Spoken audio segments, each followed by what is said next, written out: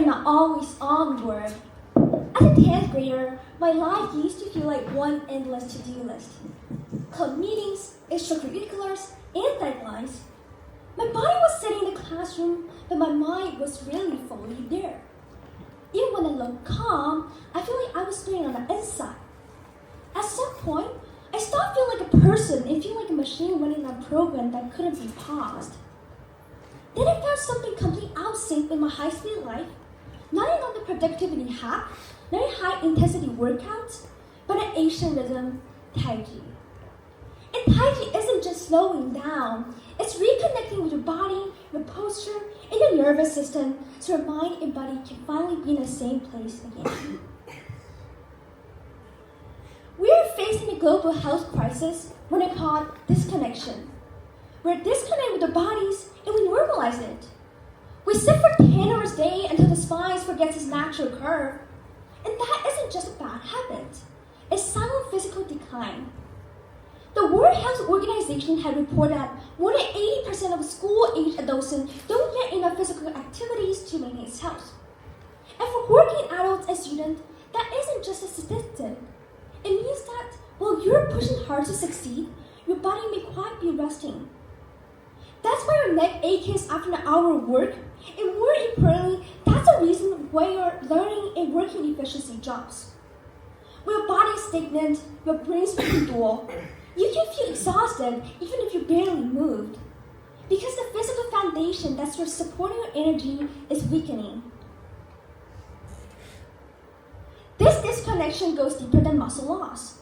On average, teenagers today spend 7 to 9 hours in front of screens every day, and that habit is linked with brain fog and shrinking attention spans. We get lost in noise of information overload, and we try to solve with speed. More coffee to fight fatigue, more short videos to fight loneliness, but that's like putting a fire while pouring gasoline on it. The faster we try to escape with discomfort, the more we train ourselves in a permanent state of tension. And eventually, that tension becomes a normal. When I told my friend I started practicing Tai Chi, they asked, isn't there slow exercise old people do in the park?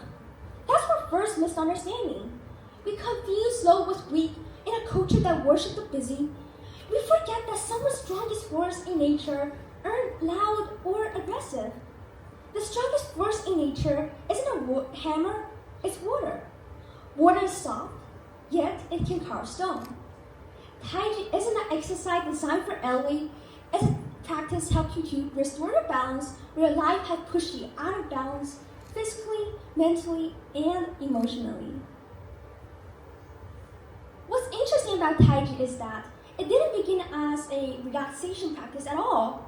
Historically, it's a form of martial art and self-defense. Instead of meeting force with force, practitioners learn how to redirect energy, stay grounded, and remain calm under pressure. In a way, Tai Chi teaches what we really taught in modern society: respond to pressure without panic. Over centuries, people have found that those skills weren't just useful in combat. It was also practical in everyday life. And Tai Chi isn't mysticism, it's psychology. Research in medical and movement science field has suggested that Tai Chi can help to activate the parasympathetic system, a part responsible for calm, relax, and recovery. It helps us to counter the always-on overload created by chronic stress. When our body is full with cortisol, stress hormones that can crush focus.